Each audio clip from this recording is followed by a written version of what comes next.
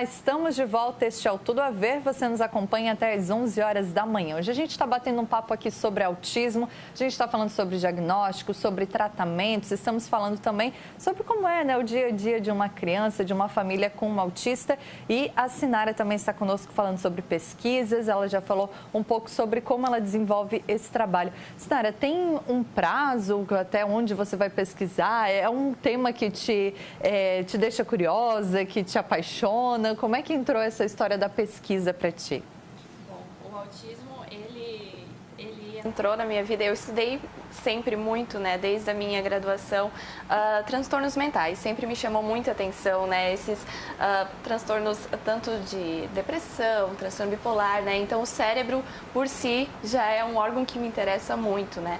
E eu iniciei, na verdade, no período que eu estava fazendo meu pós-doutorado em Nova York, né, estudando um pouco mais sobre toxicologia, né, em específico neurotoxicologia, né. Então que substâncias químicas conseguem afetar e prejudicar, né, o nosso cérebro e mudar o funcionamento das células, o funcionamento normal, né.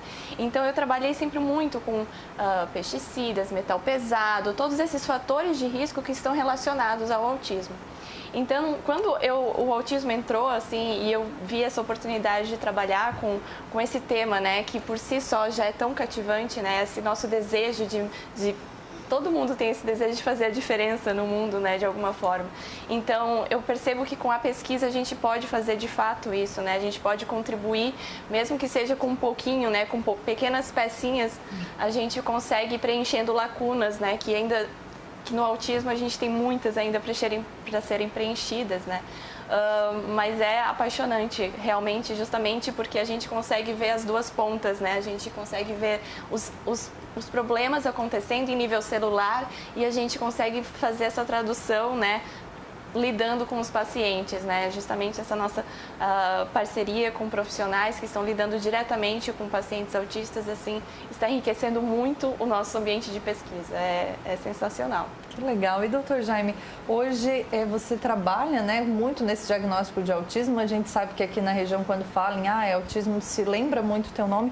Mas como é que entrou também isso para ti? Já faz tempo que trabalhas com essa questão de autismo? Faz outros também diagnósticos? Sim, na verdade, eu sou neuropediatra, né? Então, eu terminei a minha formação em neuropediatria no ano de 2008. E desde então eu lido só, quase que exclusivamente, com transtornos neuropediátricos, né?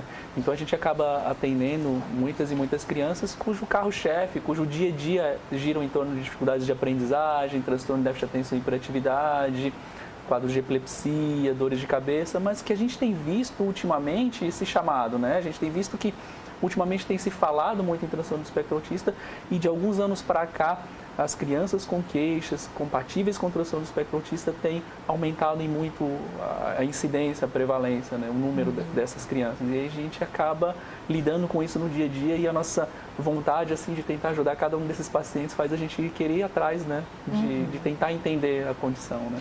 Acontece de chegar casos de a família pensar que é autismo e chegar ali no diagnóstico, não, isso não é autismo, é outra coisa, ou isso é raro, doutor? Também pode acontecer, né? Existem pais que ouvem reportagens na televisão e desconfiam dos sintomas dos filhos e vão com essa dúvida e ele que acaba não se confirmando.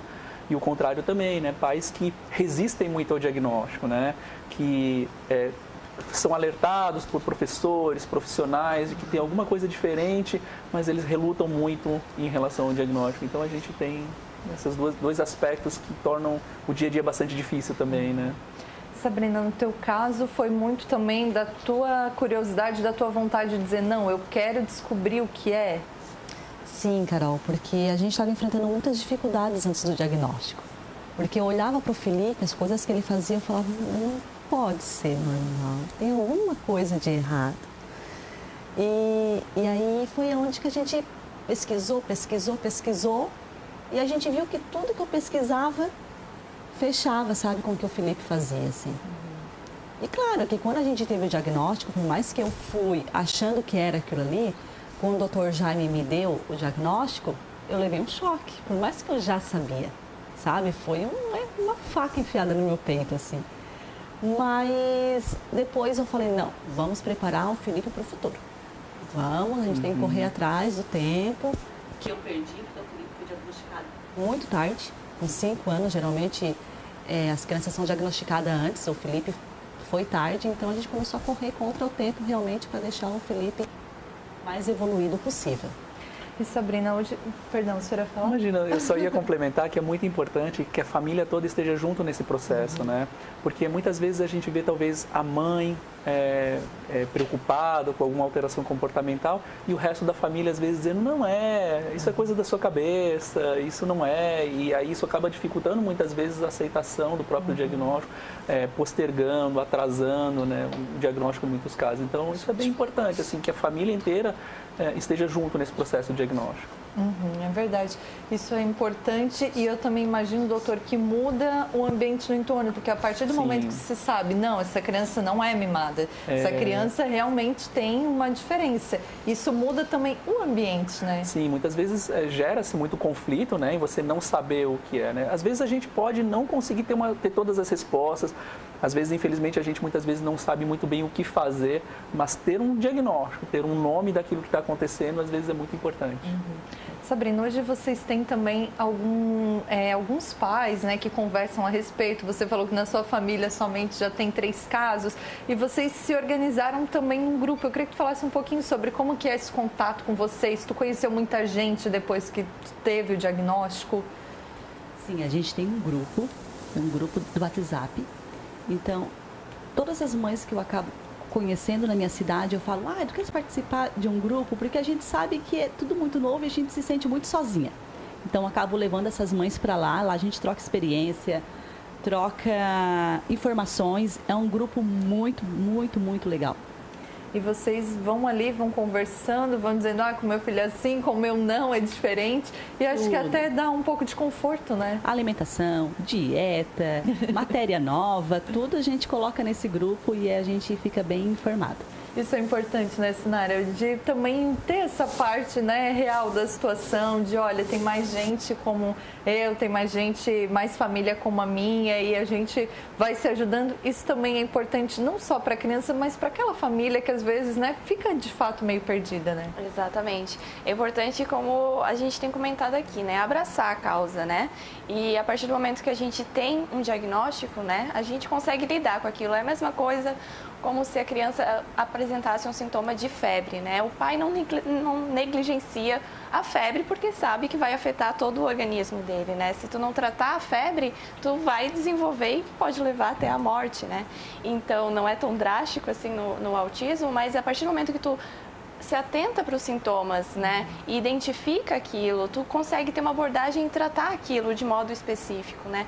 Então, isso é realmente o apelo e uma vontade muito grande nossa, né, de tornar o assunto público, popular, né, sobre o autismo, né, e abraçar a causa, né? São pessoas que precisam de uma atenção especial, mas que conseguem levar a vida normalmente, né? A partir do momento que a gente aborda o fato com a sua especificidade, né? A partir do momento que o pai e a mãe se conscientiza de que a criança, ela tem algumas particularidades, ela é perfeita, mas ela tem as suas particularidades e ela precisa de um jeitinho diferente para lidar. E a partir desse jeitinho a gente consegue melhoras, né, no quadro do paciente. Então isso é importantíssimo, com certeza.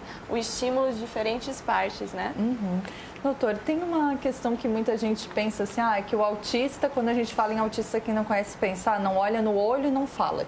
Né? E a gente tem muitas crianças autistas que falam, que é o caso aqui do Felipe, mas tem muitas pessoas assim, aquela criança demorou muito para falar, ela ainda não está falando, será que ela é autista? É uma coisa que realmente as pessoas têm que ficar atentas, têm que se perguntar, porque de todos os sintomas, parece que é o que no começo, né, naquela idade, quando a criança começa a se desenvolver, é o mais visível, mas é de fato um alerta, a gente tem que ficar de olho nisso ou não? É que de fato a ausência da fala é um aspecto que chama muita atenção, né? Porque ele é um marco do desenvolvimento. Os pais anseiam pelo momento em que a criança vai dar as primeiras palavras, quando vai falar mamãe ou quando vai falar papai. Muitas vezes um sintoma isolado não nos permite fazer o diagnóstico de uma condição como o transtorno do espectro autista. É um espectro, é um conjunto de sinais e sintomas. Às vezes o que chama a atenção e que leva os pais a uma primeira visita médica é o atraso na fala, né? Mas enquanto você vai conversando com a família, enquanto você vai conversando com os pais, muitas vezes eles param e percebem, eles lembram que existem outras situações que chamam a atenção. Então, às vezes, mães muito observadoras falam, olha, que interessante. Às vezes, quando eu amamentava meu filho ao peito, eu percebia que ele não olhava muito nos meus olhos, ou percebia que talvez com 6, 7 meses ele não seguia muito com o olhar, ou não imitava, ou tinha que insistir muito para imitar, mandar beijo, tchau, apontar. Então, apontar também é um marco muito importante, a criança saber ter uma comunicação ainda que não verbal, né? Então, é bem importante que, às vezes, trazendo isso à tona, talvez o atraso na fala é o que traz à tona várias memórias, assim, em relação a coisas que a criança já apresentava e os pais não tinham se atentado pelo fato. Mas para não deixar ninguém nos assistindo desesperado, se essa criança ainda não falou, isso é um sinal... vai ser autista, ela é autista, ou às vezes as crianças realmente têm tempos diferentes. O fulano, eu tenho 2 filhos, o fulano falou muito rápido e o outro ainda não falou. Pode ser só o tempo dele, doutor? Não falar em idade esperada não significa automaticamente o autismo, mas significa que a gente deva se preocupar com o motivo disso estar acontecendo, né? Então, existem vários motivos outros que não só o autismo para uma criança ter um atraso na aquisição da fala ou mesmo da linguagem. E aí precisa ser investigado.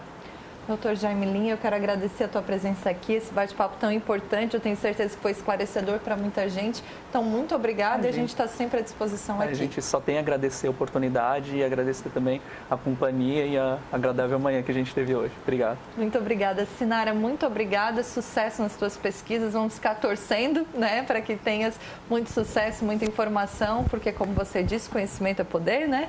Então, muito obrigada e a gente te deseja um caminho muito feliz. Muito obrigada, Carol. Realmente essa oportunidade é impagável, né, de falar sobre o autismo, falar sobre ciência, né, e realmente, né, valorizar a nossa terra, que a gente está é uma cidade pequena, mas que a gente é referência, né, em pesquisa. Isso é importante tornar público, né, a referência da Unesc em Criciúma, né, uma universidade teoricamente pequena, mas que a gente está com pesquisas de ponta, pesquisas internacionais publicadas em diversos jornais. Então é muito bom estar aqui também. Muito obrigada. Muito obrigada. Felipe, muito obrigada. Sucesso no teu canal. Tem aula hoje à tarde? Tem? Vai para aula? Não? Fala no microfone. Vai o quê? Vou fazer um desenho, um quadro. Ah, tu vai fazer um desenho. Sabrina, muito obrigada. A gente deseja, né, muito sucesso para vocês, muita saúde e obrigada pela conversa aqui conosco. Obrigada também, Carol. A gente gostou bastante de estar aqui. Muito obrigada.